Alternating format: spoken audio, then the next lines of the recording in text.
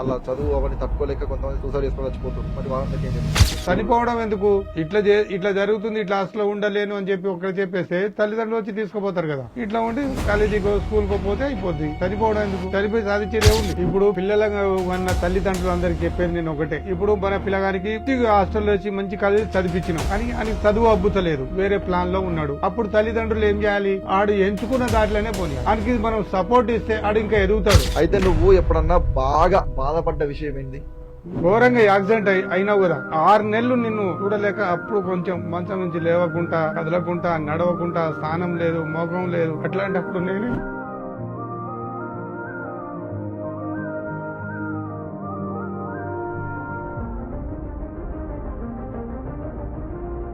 నీ లైఫ్ లో ఒక టర్న్ అయిందంట. అవును, ఏంటది? సినిమాకి పోదామని చెప్పి నన్ను నైట్ సినిమాకి తీసుకుపోయిండు, సెకండ్ షోకి. తీసుకుపోతే ఏం జరిగిందంటే మేము వచ్చే వరకు అయితే పోలీసు వాళ్ళు నిన్ను స్టేషన్ లేచి కొట్టిరా? నన్ను తీసుకెళ్లి పోలీస్ స్టేషన్ లో వేసిరు. అప్పుడు ఒక వారం రోజులు మమ్మల్ని అన్ని అది ద్వారా ఏ ప్రూఫ్ లేదు, ఆ పిల్లాడు పారిపోయింది, ఆడు దొరకలే అని రాజకీయంగా బయటపడి రాగానే మళ్ళీ వీడియో అంటే ఎమ్మటే చేద్దాం పదరా అంటావు. ఎందుకు అట్లా? అసలు ఎప్పుడు ఇరిటేట్ అవ్వవు, చేద్దాం అంటే నువ్వు ఎంకరేజ్ ఎందుకు చేస్తుంటావు? అవునరా, ఇగో మనం చేసే పని 10 మందిని నవ్వుపిచ్చేటట్టు ఉండాలి. ఆ నవ్వు వందల వేల మంది లోపల కడుపులో సంతోషం ఉండాలి. అట్లాంటివి చేస్తా అంటే నేను ఏదైనా చేస్తా. మంచిగా రెడీ అయిన తర్వాత గెటప్ మంచిగా చీరాట్టుకున్నాక ఒక వీడియో అయిపోతుందా? తీసేలా గెటప్ అరే ఇదే చీరాట్టుకుని బస్ స్టాండ్ కి వెళ్తారా, అక్కడ రియాక్షన్ ఇద్దాం అందరిది. ఎవడరా సజెషన్ ఇస్తాడు ఈయన. ఎవడన్నారా? అమ్మ నా మీద ఇవన్నీ అయ్యా అది చేయడమే మా ఎక్కువ. అంటే పొద్దున 8ంటికి లేస్తాడు ఆయన ఆఫీస్కి వెళ్ళాల్సిన టైం 10ంటికి. ఎందుకు నమ్ముతారా నిన్ను? అట్లాంటి అబద్ధాలు. రేపు పొద్దున్న లేస్తాడు, ఉత్కని చెడ్డ వేసుకుంటాడు. నీ అమ్మ సిగ్గులేదురా నీకు? మరి నీకు చెప్తా చెప్పిరా అన్ని. నీ అమ్మ నుంచి వెళ్ళిపో. మరి నువ్వు పతంగ ఎక్కడ ఎగరేస్తావు? గాల్లో. ఇది కూడా రైటే కదా.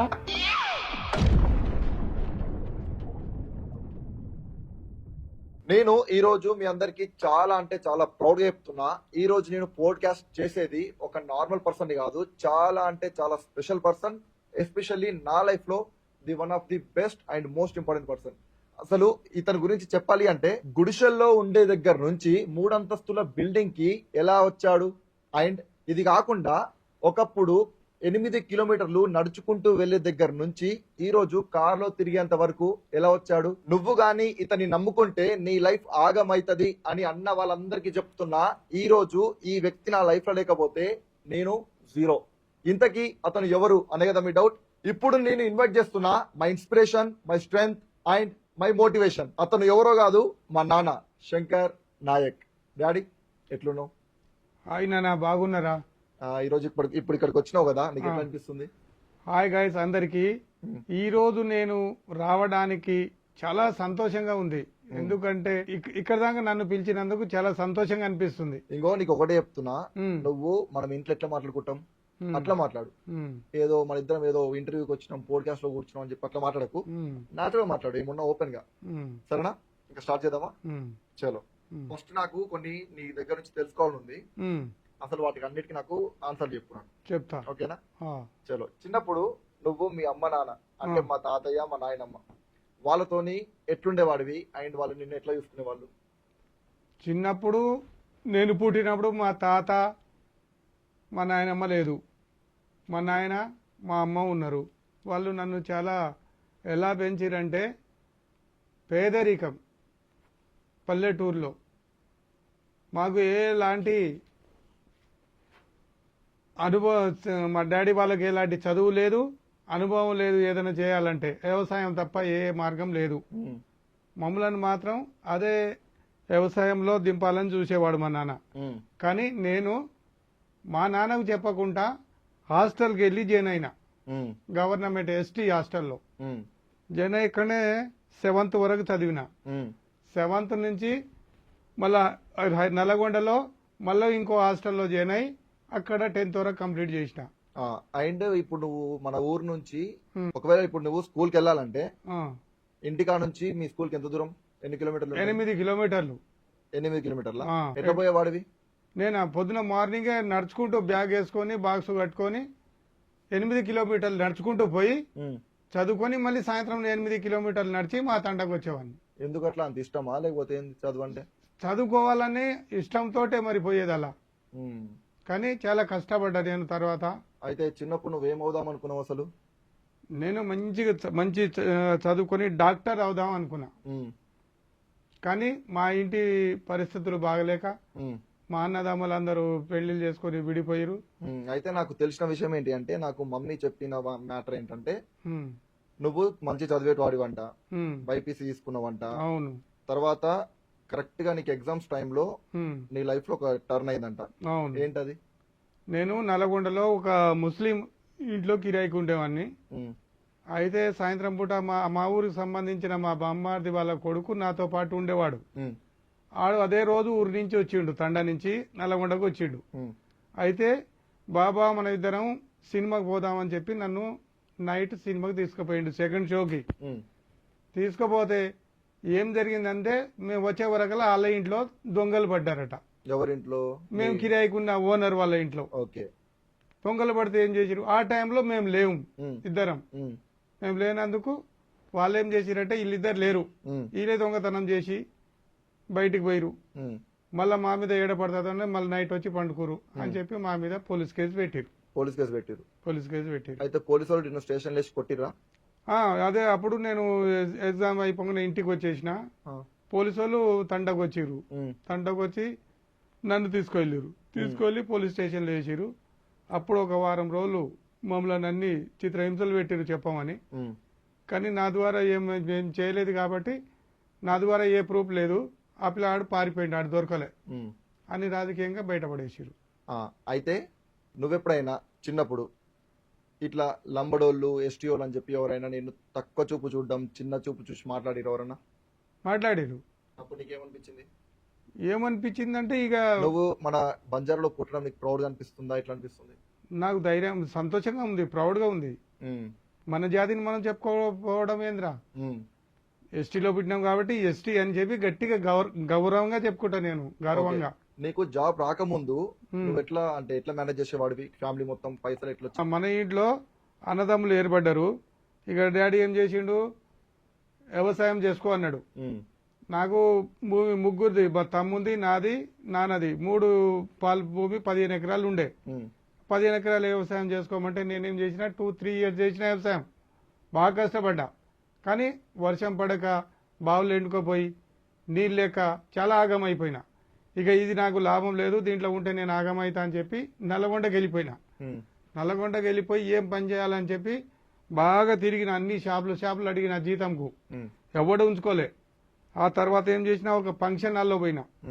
ఫంక్షన్ హాల్లో నైట్ వాచ్మెన్ గా జాయిన్ అయినా.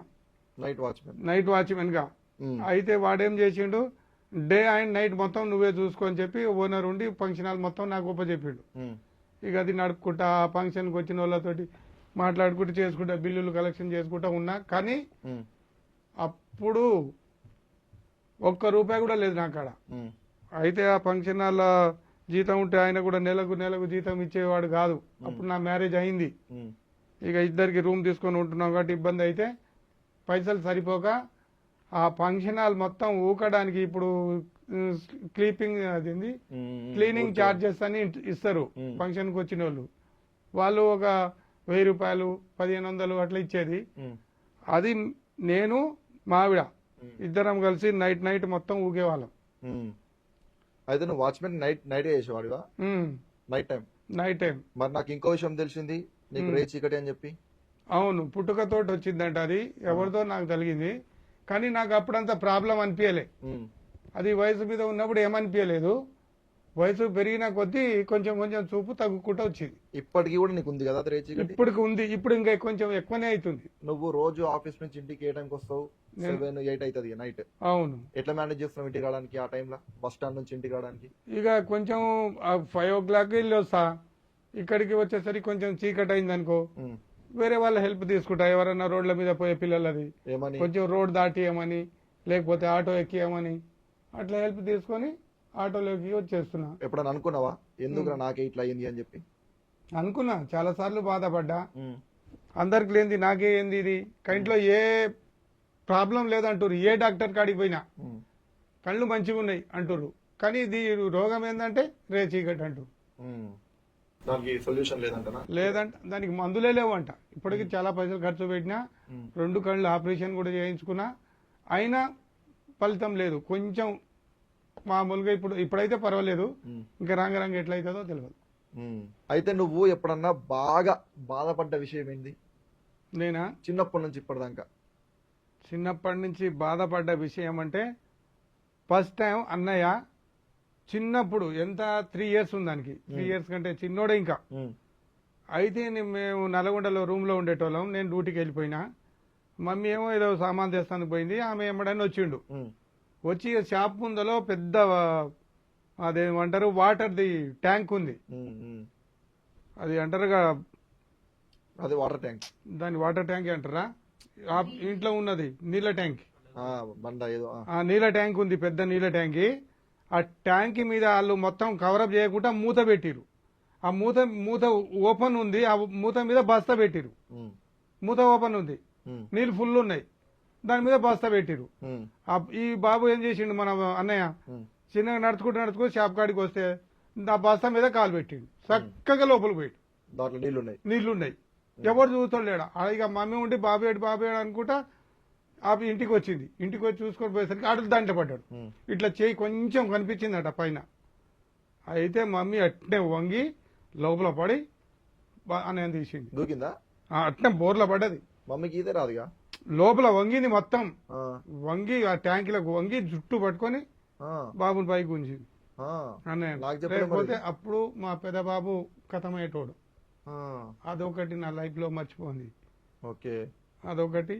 ప్లస్ రెండోది, నువ్వు ఘోరంగా యాక్సిడెంట్ అయినావు కదా, నేను అప్పుడు 6 నెలలు నిన్ను చూడలేక, అప్పుడు కొంచెం మంచం నుంచి లేవకుండా, కదలకుండా, నడవకుండా, స్నానం లేదు, మోగం లేదు, అన్ని మోగ వయసు వచ్చిన పిల్లగానివి, అందరు ఎవరు చేయాలి, ఆ లేడీస్ ఎవరైనా దగ్గర రారు.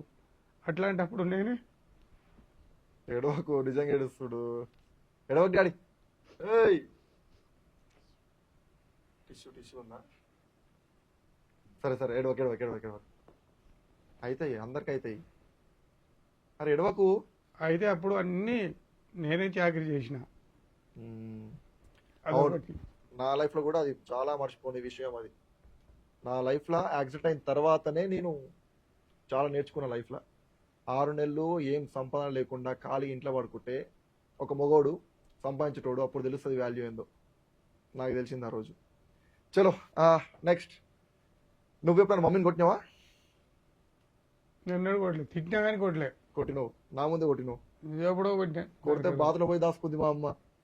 ఎందుకు కొట్టినావు? రీజన్ కూడా చెప్తాను. నాకు తెలుసు అది ఎందుకు కొట్టినా అంటే, మమ్మీ నేను బయట ఎవరో దోస్తాను ఎన్నో ఫంక్షన్ పోయి వచ్చిన. ఆ ఫంక్షన్ లో కొంచెం మంది తాగురా అంటే తాగిన, కొంచెం ఇంటికి వచ్చిన. ఇంటికి వస్తే తలుపు కొట్టినావు. తలుపు కొడితే ఎవడాడు కుక్క లెక్క తలుపు కొడుతుండు అన్నది. అట్లా అండి, మార్చకు. కుక్క లోపలికి వచ్చిన తర్వాత కుక్క అన్నది. ఆగుడి చెప్తా. లోపలికి వచ్చిన తర్వాత కుక్కలాగా వస్తున్నావు, సిగ్గు లేదా అన్నది. కుక్కలాగా తాగుతున్నావా అని చెప్పి, కుక్కలాగా ఒర్లుతున్నావు అన్నది.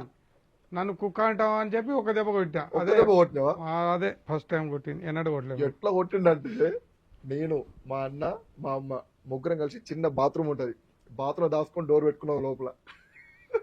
మరి తాగినోనికి గెలిగిస్తే అట్నే ఉంటది. మరి అందుకే తాగుబోతుల తాగిన జోలికి వెళ్ళకండి వాడు.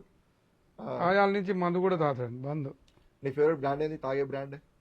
నేనా ఇప్పుడు ఏది తాగుతలేనుగా. ఎప్పుడన్నా తాగితే అదేంది మెన్షన్ హౌస్. నేను తాగుతున్నా ఇంట్లో. నువ్వు ఇంట్లో తాగు, బయట తాగుతున్నావు? అన్నీ తాగుతాను. అన్నీ తాగుతాడు. నువ్వు ఎప్పుడో వారానికి ఒకనాడు తాగుతాడు. అన్ని అబద్ధాలు చెప్తాడు. ముగ్గురం కూర్చొని తాగుతాం. ఏనాడు రా నీ అమ్మ, నేను నీ దగ్గర కూర్చున్నా ఎప్పుడన్నా? మమ్మీకి ఫోన్ చేస్తే ఇప్పుడే చేసుకో. నాకు మాత్రం ఇగో ఈ తాగుడు గీగుడు నేను చెప్తా. ముగ్గురం కూర్చొని, మా అన్న ఒక ఫుల్ బాటిల్ చేస్తాడు, ముగ్గురం కూర్చొని మంచిగా మా అమ్మ ఆమ్లెట్ వేస్తుంది, చికెన్ ఫ్రై చేస్తుంది, ప్రశాంతంగా కూర్చొని తాగుతాం. తాగమా? ఒప్పుకో. నువ్వు మాత్రం మేము అందరం పండుకున్నాక తర్వాత తెప్పించుకొని తాగుతాం. అరే బయట చెప్పక, బయట చెప్పక మామూలు అన్నంటావు ఏంద్రా? ఓకే. అందరు పండుకున్నాక తర్వాత తెప్పించుకొని తాగుతాడు. ఏం చేస్తున్నావురా అంటే ఏం లేదు అంటాడు. నిన్ను ఎప్పుడన్నా నేను బాగా ఇబ్బంది పెట్టినా అన్న ఇబ్బంది పెట్టినా? నువ్వే ఎక్కువ ఇబ్బంది పెట్టావు. మరి నేనేం పెట్టినా నిన్ను? అవును, చిన్నప్పటి నుంచి నువ్వే నాకు ఇబ్బంది పెట్టేది ఎక్కువ. ఏం చేసిన? చదువులో కానీ దేంట్లో కానీ పైసలలో కానీ నాకు బండి ఇప్పి అంటే డ్యూక్ బండి ఇప్పించిన కేటీఎం. Thank you. చదువుకుంటా ఐఏఎస్ అవుతా అంటే 1,50,000 కట్టి అశోక్ నగర్ లో ఆడ యూనివర్సిటీ పెద్ద దాంట్లో జాయిన్ చేసిన. స్పాట్ లో కట్టినావు కదా? స్పాట్ లో కట్టినా. అవును. అది ఎగ్జామ్ రాయలే. ఏం చేసినావు అప్పుడు? ఏం చేసినావు? ఏజ్ లేదు, నాకు సరిపోని ఏజ్ లేదు అని అన్నారని చెప్పి ఎలా కొట్టిన వీడియోలు చేసినాం మనం.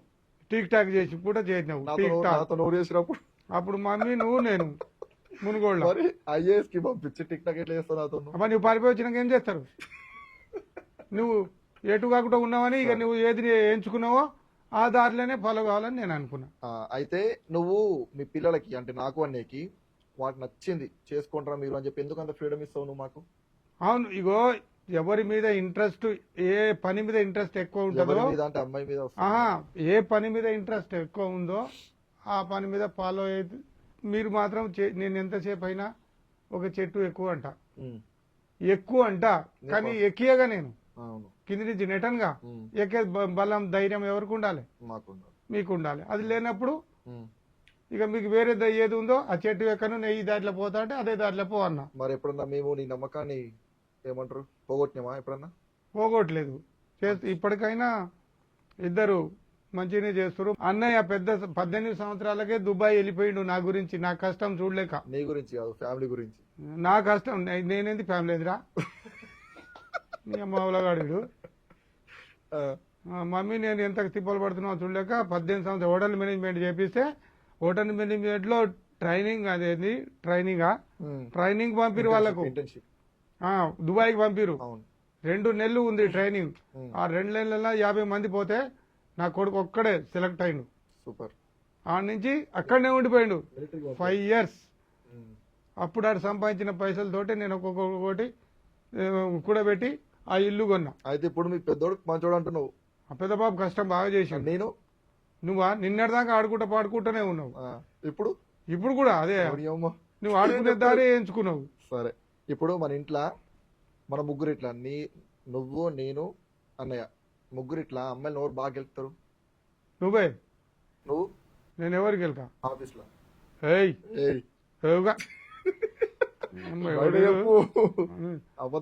నా పెద్ద నాకు అన్నయ్య ఇగో అమ్మాయిలను చూసి అంత దూరం నుంచి పోతాడు. ఎందుకు? ఇప్పటిదాకా ఎందుకు ఆయనకు అట్లాంటివి లేవు. నేను నువ్వు ఆ వీడియోలని అదని ఇదని అందరు చెప్పి గెలికించుకుంటా నాకు తెలియదు అవన్నీ. సరే, ఎప్పుడన్నా నేను మీ ఇంటికి మన ఇంటికి ఓ అమ్మాయిలు తీసుకొచ్చి కోడలుగా చేసుకుందాం అని చెప్పింది ఎప్పుడన్నా? తీసుకురాలే. ఇంకా నీ లైఫ్ లో బాగా కష్టం అంటే నీకు ఎప్పుడు ఏది గుర్తొస్తుంది? నాకా నంబర్ 1 ఫంక్షన్ హాల్ గుర్తుకొస్తుంది. ఏంటి ఫంక్షన్ హాల్ పనిచేసింది. ఆ తర్వాత పాన్ షాప్ కూడా పెట్టినావా? పాన్ షాప్ పెట్టిన. రోడ్డు మీద జామ పండ్లు కూడా అమ్మిన, జామకాయలు.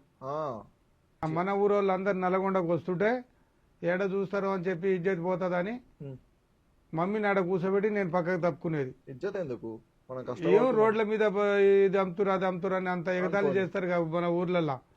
అందుకనే ఇక మమ్మీని కూర్చోబెట్టి నేను పక్కకు పోయేది. విను అంటే నీకు చెప్పేంత కాదు. విను విను విను ఏ పని చేస్తున్నాం ఏంది అనేది అప్పుడు సిగ్గుపడొద్దు, ఇచ్చి పడేయాలి ఆ సిగ్గు. మమ్మీ కూడా వాళ్ళు నా ముఖం చూసి గుర్తుపడతారేమో అని చీర కొంగు ఉంటదిగా, చీర కొంగుతోటి ముఖం అంతా ఇట్లా కట్టుకొని కింద కూర్చునేది. అంత ఇబ్బందులు పడ్డాం మేము రోడ్ల మీద. ఇది ఇబ్బంది అనరా, దానికి కష్టపడ్డావు. కష్టం. మరి దాని ఫలితం ఇప్పుడు తింటున్నాం మనం కొంచెం ప్రశాంతంగా. ఎప్పుడో కొన్ని కోసం బతుకోద్దు డాడీ. ఇప్పుడు నేను ఐఫోన్ వాడుతున్నా, కార్ వాడుతున్నా, మంచి ఏసీలో తిరుగుతున్నా, రిచ్ గా పబ్లకి అటు మొత్తం తిరుగుతున్నా. మరి నువ్వెందుకు ఇంకా డబ్బా ఫోనే వాడుతున్నావు? ఇగో మా కాలంలో మాకు రిచ్ గా తిరగాలని ఏం లేదు. మాకు మా పిల్లలు సంతోషంగా ఉండాలి, సుఖంగా ఉండాలి, హాయిగా వాళ్ళ జీవితం నడవాలని కోరుకుంటాం. మాకు డబ్బా ఫోన్ ఉందా, చినిగినాంగి ఉందా అని మేము చూసుకోము. అట్లాంటివి వేసుకొని తిరుగుతాం. కానీ పిల్లల భవిష్యత్తు గురించి, పిల్లల బాగోగుల గురించి మేము ఎంతైనా కష్టపడతాం. అయితే ఇప్పుడు మనం ఇల్లు కడుతున్నాం కదా, మరి మనం ఎవరైనా మేస్త్రీలను కూలి వాళ్ళని పెట్టేసి వాళ్ళకి పైసలు ఇచ్చి పని చేయించుకోవచ్చు. అవును. మరి నువ్వెందుకు సొంతంగా ఇటుకలు మోస్తున్నావు, సొంతంగా మట్టి అవన్నీ తీస్తున్నావు? అయితే నేను మమ్మీ ఇద్దరం ఇంటికాడ ఉంటే ఇద్దరం ఉన్నాం కదా, ఒక 2 కూలి వాళ్ళని పెడితే ఒక 2,000 రూపాయలు 3,000 రూపాయలు పోతున్నాయి. అందుకనే ఇక మేము చిన్నప్పటి నుంచి కష్టం చేసినాం కాబట్టి మాకు కష్టం విలువ తెలుసు కాబట్టి మేమే అదే కష్టం మేము చేసుకుంటున్నాం. ఒక 2,000 3,000 మిగులుతాయని మా ధైర్యం, మా ఆశ. ఓకే, అట్లని కష్టపడుతున్నాం. ఓకే. నువ్వు మమ్మీని ఫస్ట్ ఎప్పుడు చూసినావా? అదే మమ్మీని ఎప్పుడు ఫస్ట్ చూసినా మాదే ఒకటే తండా. అంటే లవ్ మ్యారేజా లేకపోతే అరేంజ్ మ్యారేజా? మాది లవ్ మ్యారేజ్ కాదు, అరేంజ్ మ్యారేజ్. అప్పుడు లవ్ గివ్ ఏం తెలియదు మాకు. మా తల్లిదండ్రులు అన్న ప్రకారమే ఎవరు అమ్మాయిని చూపిస్తే ఆ అమ్మాయినే చేసుకోవాలి. ఏజ్ లో పెళ్ళైంది నీకు? నాకు 19-20 సంవత్సరాలకు అయింది. నీకు 20 years ఉన్నప్పుడు. మమ్మీకి? మమ్మీకి 13. అట్లా ఎట్లా చేసుకోవడం పెళ్లి? అప్పుడు అట్నే చేసిరు. ఎస్టీలలో అంతా 12 సంవత్సరాలు 13, 14 చేసిరు. మన దాంట్లో అట్లా చేసుకోవద్దు, తొందరగా చేస్తారు ఇప్పటికైనా. చేసుకోవద్దు అట్లా. ఇప్పుడు ఆగినాయిలే. ఇప్పుడు లవ్ మ్యారేజ్ చేసుకుంటారు చాలా మంది పిల్లలు. వాళ్ళ దగ్గర పైసలు లేకుండా కూడా తెగబడి ఇంట్లో ఎదిరించి ఫైట్లు చేసుకుని ఎత్తుకోపోయి పెళ్లి చేసుకుంటారు. తర్వాత పెళ్ళైన తర్వాత ఒక 2-3 సంవత్సరాలు 2-3 నెలలు మంచిగా ఉంటారు. తర్వాత అక్కడ పైసలు ఉండవు. అలాంటి వాళ్ళకి నువ్వేం చెప్దాం అనుకుంటున్నావు? అమ్మాయిని ప్రేమించేటోనికి దమ్ము ధైర్యం ఉండాలి, సంపాదించే ధైర్యం ఉండాలి. అమ్మాయిని ప్రేమిస్తున్నా అంటే ఆమెను పోషించే శక్తి ఉండాలి. అట్లాంటప్పుడు ప్రేమించాలి. అప్పుడు ఆయనకి డబ్బన్నా ఉండాలి, కష్టపడేదన్నా ధైర్యం ఉండాలి. ఇట్లా ప్రేమించినోడు ఏం చేయాలి? తల్లిదండ్రులకు ఒప్పించి, పేరెంట్స్కి ఒప్పించి, వాళ్ళకు వీళ్ళకి అందరికి ఒప్పించి పెళ్లి చేసుకోవాలి. అది నలుగురిలో సుఖంగా ఉంటది, అమ్మాయి కూడా సంతోషంగా ఉంటది. ఇప్పుడు ఇంటర్ క్యాస్ట్ మ్యారేజ్ మీద నీ ఒపీనియన్ ఏంది? ఇంటర్ క్యాస్ట్ మ్యారేజ్ అంటే ఈ రోజులలో మొత్తం ఈ క్యాస్ట్ ఆ క్యాస్ట్ అని ఎవరు చూస్తలేరు. చాలా వరకు ప్రేమించే పెళ్లి చేసుకుంటారు. ఇక దానికి పెద్దగా ఏం పట్టింపు లేదు, చేసుకోవచ్చు. ఇంటర్ క్యాస్ట్ మ్యారేజ్ అంటే తల్లి అలా పేరెంట్స్ ఇలా పేరెంట్స్ ఓకే చేసుకోవాలి. వాళ్ళకు పడనప్పుడు ఒక ఎస్టీ అయిన ఉండు, ఒక రెడ్డి ఆమె ఉంది, ఒక బాపనామె ఉంది, ఇలాంటప్పుడు వాళ్ళు పెద్ద కులం మాది, చిన్న కులం వీళ్ళది అని అంటారు కదా. అలాంటప్పుడు పేరెంట్స్ ను ఫస్ట్ ఒప్పియాలి. పిల్లవాళ్ళ తల్లిదండ్రులను, పిల్లగాని వాళ్ళ తల్లిదండ్రులు ఒప్పుకుంటే చేసుకోవచ్చు. ఒప్పుకున్నప్పుడు కొందరేమో కులానికి మద్దతు ఇస్తారు, వాళ్ళకు ఇజ్జత్గా సవాలని చెప్పి చిన్న కులం వాళ్ళని దూరం పెడతారు. ఒకవేళ నీ కూతురే, నువ్వు రెడ్డి, నీ కూతురే పెళ్లి ప్రేమించింది ఒకని చాలా చిన్న కులపోని, ఇస్తావా? ఇస్తా. ఎందుకంటే నా కూతురికి సంతోషం నాకు ముఖ్యం. ఆ అబ్బాయి సంపాదన చూస్తావా? చూస్తా. వాళ్ళ తల్లిదండ్రులు ఎట్లా ఉన్నారు, సంపాదన ఎట్లా ఉంది అవన్నీ చూస్తా. నా కూతురు చెప్తే నేను పలానా అబ్బాయిని ప్రేమిస్తున్నా అని చెప్తే నీ కూతురు మీద నమ్మకం ఉంది. అయినా నా కూతురు ప్రేమిస్తున్నా అంటే కష్టపడవద్దు అనే సాదుకునే శక్తి అనుకుంటే ఖచ్చితంగా ఇస్తా. సూపర్. మన ఇంట్లో ఇప్పుడు మొత్తం 2 కొడుకులు కదా? అవును. నీకు మమ్మీకి మనమంతా 4. అవును. 2 అబ్బాయిలం. ఎప్పుడు నువ్వు ఫీల్ అయినావు అమ్మాయి లేదని చెప్పి ఇంట్లో? చాలా బాధపడ్డా. ఎందుకు? 2 అబ్బాయిలు ఉన్నందుకు ఒక అమ్మాయి ఉంటే బాగుండు అని బాధపడ్డా. అట్లా ఎందుకు బాధపడ్డానంటే ఏదైనా కష్టం వచ్చినప్పుడు ఏదైనా మగ పిల్లలు ఉంటే తండ్రి కొంచెం ధైర్యం ఉంటుంది, కానీ ఆడపిల్ల ఉంటే ఇల్లుకే అందం ఉంటది. ఇంట్లో అమ్మాయి గజ్జలు వేసుకుని గలగల నడుస్తుంటే ఒక దేవత నడిచినట్టు ఉంటది. మళ్ళీ తల్లిదండ్రులకు ఏమైనా అయిందనుకో కొడుకులు దగ్గరికి రారు, అమ్మాయిలే ఎంత దూరం ఏడ్చుకుంటూ వస్తారు, మంచిగా కాపాడుకుంటారు తల్లిదండ్రులను. ఓకే. మన ఇంట్లో అన్న ఎక్కువ నేను ఎక్కువనా? 2 సమానం. నీకు ఒక్కడి పేరు చెప్పాను. నాకు 2 కళ్ళలో ఏ కన్ను ముఖ్యం అంటే ఏమని చెప్తా? లెఫ్ట్ కన్ను. లేదు, 2 కళ్ళు. నా పిల్లలు ఎట్లనో 2 అంతే. నా పేరు చెప్పు, ఏం కాదు. చెప్పాను ఎట్లా. ఇప్పుడు మమ్మీ ఎక్కువనా, మేమిద్దరం ఎక్కువనా నీకు? మమ్మీ లేని మీరేనా వచ్చారు? నాకు మమ్మీ ముఖ్యం. ఎందుకు? నేను వచ్చిందాక చూసుకునేది ఆమె కదా. మేమేం చేస్తాం? మీరు చూసుకునే నమ్మకం మగ పిల్లలని నమ్మ, నేను ఆడపిల్ల ఉన్నా బాగుండు. ఎందుకు అట్లా? చూసుకుంటలేరు ఈ రోజులలో.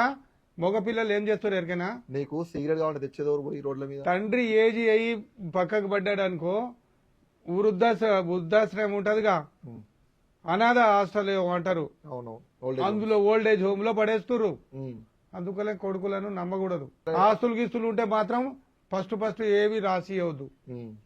అది సచ్చిందాక. సరే, ఇప్పుడు అమ్మాయిలు గొప్ప అంటున్నావు అంతేనా? అమ్మాయి గొప్ప, కొడుకులు కూడా గొప్పే. కానీ ఇప్పుడు నాకు పెళ్ళయింది, నాకు వచ్చే పెళ్ళం మా మామ చక్కగా చూసుకోవట్లేడు, నాకు వద్దు, మా ఇంట్లో ఉండొద్దు అని చెప్పి ఆమె పుల్లలు పెడుతుంది. మరి అదే చెప్తున్నా నేను. అది ఇట్లాంటివి వస్తేనే హాస్టల్లో పడేస్తున్నారు. అదేంది ఓల్డ్ ఏజ్ హోమ్లో.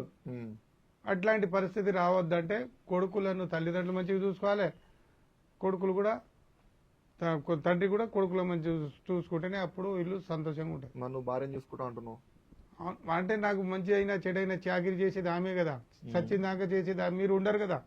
నేను మూలకు పడతా, ఇప్పుడు నేను బాత్రూమ్ పోతా, ఇది పోతా, ఎవరు చేస్తారు? మీరు చేస్తారా?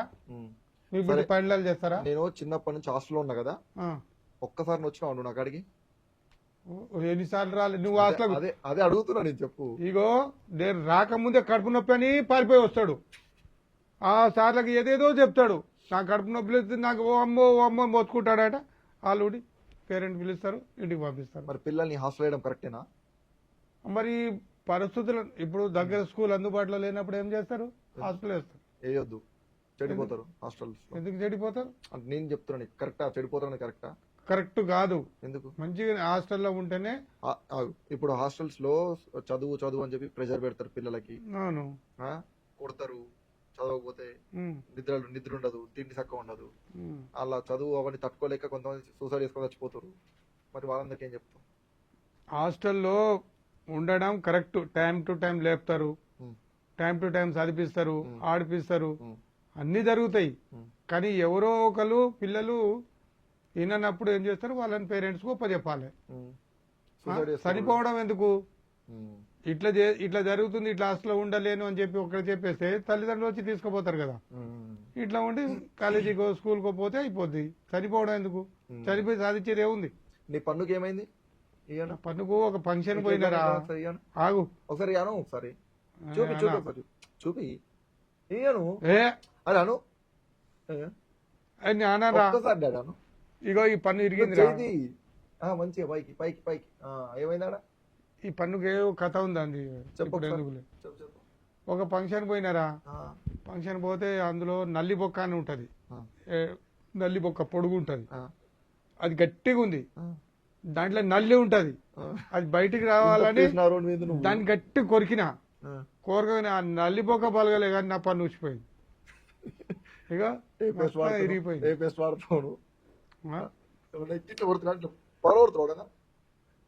కొరికినా గట్టిగా. ఎందుకు కొరకడం? అది పలుగుతుందని. అది పలగలే, పన్ను పలిగింది. మరి ఎట్లా ఇప్పుడు జీవితాంతం అంతే పన్ను? ఏం లేదు, చెప్పించుకుంటారు. సరే కానీ నువ్వు నాకు చాలా మంది నాకు కామెంట్స్ చేస్తారు, నాకు ఇన్స్టాగ్రామ్ లో యూట్యూబ్ లో చాలా మంది చెప్తారు, ఏమని? అన్న మీ నానేందన్న అంత అందంగా ఉంటాడు అని చెప్పి. సబ్బు అంటే ఏది వాడుతున్నావు? సబ్బా? వాళ్ళందరూ అడుగుతారు సబ్బు ఏ సబ్బు? సంతూర్ సబ్బు వాడదా. సంతూర్ సబ్బు. నువ్వు చాలా వీడియోస్ చేసినావు కదా మనం. చాలా వీడియోస్ లో నువ్వు చాలా సార్లు ఆర్డర్ లాగా గెటప్ వేసినావు, హిజ్రాస్ లాగా గెటప్ వేసినావు.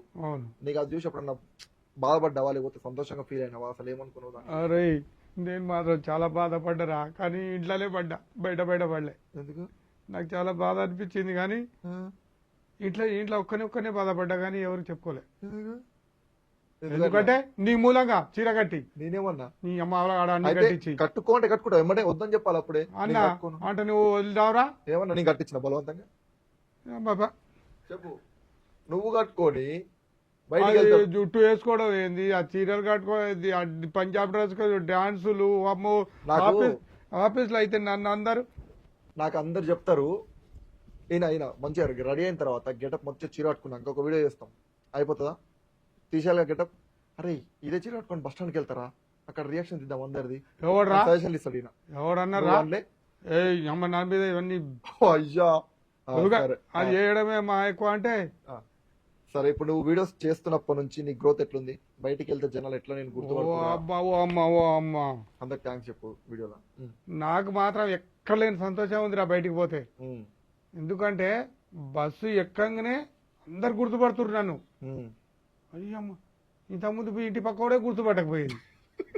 ఇది ఏంద్రా ఇది అని చెప్పి నేను బస్సు ఎక్కంగానే uncle hi uncle hi uncle అని చెప్పి సీట్ ఇస్తున్నారు నాకు బస్ లా. నాకు మమ్మీ చెప్పింది మొన్న, నువ్వు మాస్క్ వేసుకొని టోప్ వేసుకొని పోతే కళ్ళు పట్టుకుని గుర్తుపడుతురంట. ఆ కళ్ళు చూసి కూడా గుర్తుపడుతురు. నేను అన్ని కట్టుకున్నాక మాట్లాడతా కదా, వాయిస్ చూసి గుర్తుపడుతురు, గొంతును చూసి గుర్తుపడుతురు. ఇక నన్ను బస్ స్టాండ్ లో దిగగానే అంకుల్ అంకుల్ అని ఏడిపోవాలి అంకుల్ అని అడుగుతురు. ఏడికలేదు నాన్న ఈయన మునుగా నువ్వు ఇంటికి పోవాలంటే అంకుల్ నేను ఇచ్చిపెట్టి వస్తా అని చెప్పి ఇంటికాడ ఇచ్చిపెట్టిపోతురు. ఉమ్. ఇగో లక్షలు కోట్లు పోసిన అంత అభిమానం ప్రేమ కొనలేనురా నేను. నువ్వు చేసే జాబ్ లో వచ్చిందా ఈ ప్రేమ ఎప్పుడన్నా? రాలే. మరి దీనికి కారణం ఎవరు? కారణం ఎవరు? నువ్వే. పొగుడు. నా కొడుకు గ్రేట్. నువ్వు డాడీ ఇన్నిసార్లు ఇంటికి గెటప్ వేస్తున్నావు, ఇంతగానో కష్టపడుతున్నావు, జాబ్ చేస్తున్నావు, ఇంటికి వచ్చి మళ్ళీ రెస్ట్ లేకుండా నైట్ ఎప్పుడో వస్తావు 7ంటికి. అవును. రాగానే మళ్ళీ వీడియో అంటే ఎమ్మటే చేద్దాం పదరా అంటావు. ఎందుకు అట్లా? అసలు ఎప్పుడు ఇరిటేట్ అవ్వవు, చేద్దాం చేద్దాం అని నువ్వు ఎంకరేజ్ ఎందుకు చేస్తుంటావు? అవునరా. ఇగో మనం చేసే పని 10 మందిని నవ్వుపిచ్చేటట్టు ఉండాలి. ఆ నవ్వు వందల వేల మంది లోపల కడుపులో సంతోషం ఉండాలి. అట్లాంటివి చేస్తా అంటే నేను ఏదైనా చేస్తా. ఓకే. అయితే అందులోనే ఆ 10 మందిని నవ్వుపిస్తావు, 11 అవుతాం నిన్ను ట్రోల్ చేస్తాడు, చెడుగా మాట్లాడతాడు నీ గురించి, అసలు ఏం పని లేదా ఇలా అన్నట్టు మాట్లాడతాడు. అవును. వాళ్ళకి నువ్వేం చెప్తావు? అట్లాంటి వాళ్ళకు పట్టించుకోవద్దు. వాళ్ళు అడు దేట్లకు పనికి రానోడే అట్లాంటివి పెడతాడు. అంతే అంతే. ఆయనకి అనుభవం ఉండదు, చేయడం చేత కాదు. అట్లాంటి వాడు ఇట్లాంటివి గెలుపుతాడు. ఓకే అని పట్టించుకోవద్దు. అయితే నువ్వు వీడియోలు చేసే ముందు ఎట్లుండే లైఫ్, ఇప్పుడు ఎట్లుంది? వీడియోలు చేసే ముందు నన్ను ఎవడు గుర్తుపట్టకపోయేది. అన్ని పరంగా, పైసల పరంగా, సంతోషంగా. ఇప్పుడైతే చాలా వరకు అయితే కొంచెం ఇంట్లో మాత్రం ఏ ఇబ్బంది లేకుండా, దేనికి లోటు లేకుండా చాలా బాగుంది. ఇప్పుడు ఒక కారు ఒకటి కొనుక్కున్నాం, ఇల్లు కూడా 2 అంతస్తులు కట్టుకున్నాం. ఇప్పుడు ఏడికి పోవాలన్నా ఇంతకుముందు ఆటోలల్లా బైక్ మీద పోయేటోన్ని. ఇప్పుడు మా ఊరికి పోవాలంటే 2 పిల్లలను తీసుకొని బైక్ మీద 4 పోయేటోళ్ళం. కానీ ఇప్పుడు మాత్రం హాయిగా 2 బైకులు ఉన్నాయి, 2 కార్లు ఉన్నాయి.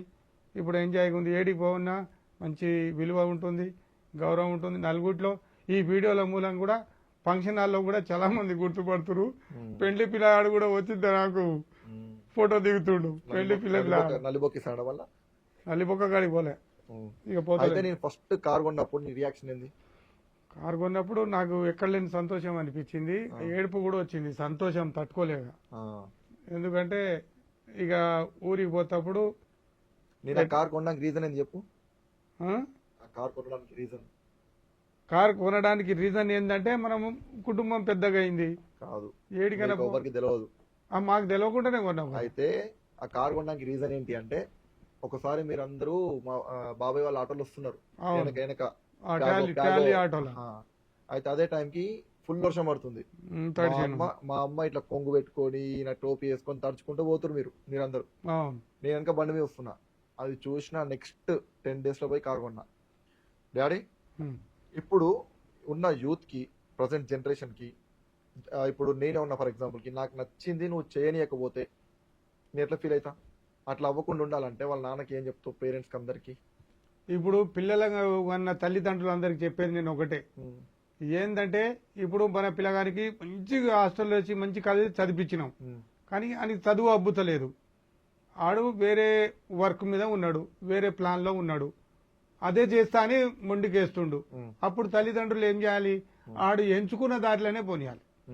1 సంవత్సరం 2 సంవత్సరాలు చూడాలి ఆడు చేసేది కరెక్టా కాదా. ఆయనకి మనం సపోర్ట్ ఇస్తే ఆడు ఇంకా ఎదుగుతాడు. కానీ ఆయనకి సపోర్ట్ ఇవ్వకుండా నువ్వు అది చేయకు, ఇది చేయి, నువ్వు డాక్టర్ కాదు, ఇంజనీరింగ్ కాదు, నువ్వు పోలీసుగా అని చెప్తే ఆయనకి ఇంట్రెస్ట్ లేని పని చేయమంటే ఆడు చేయడు.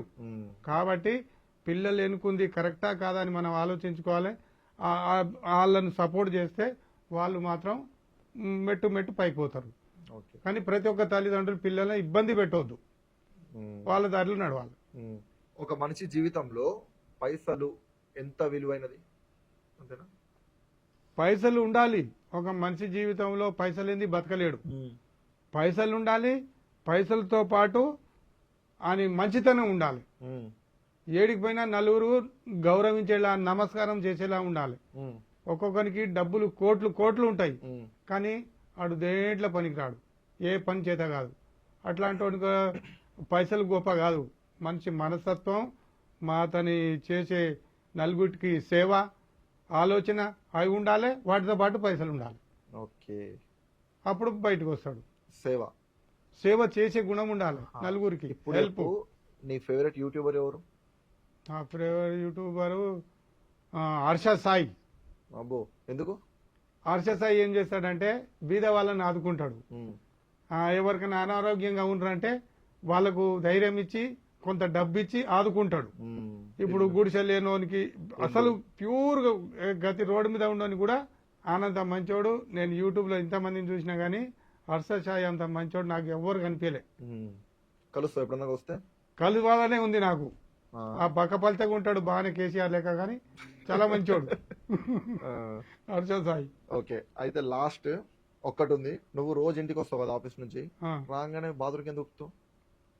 ఆ దూరం నుంచి వస్తా కాబట్టి మూత్రం వస్తుంది. ఒకసారి పోతావు, 2 సార్లు 3 సార్లు, ఎన్నిసార్లు పోతావు రోజుకి? రోజుకి ఎన్నిసార్లు పోతాడంటే ఎన్నిసార్లు పోతావు? 2 సార్లు 3 సార్లు.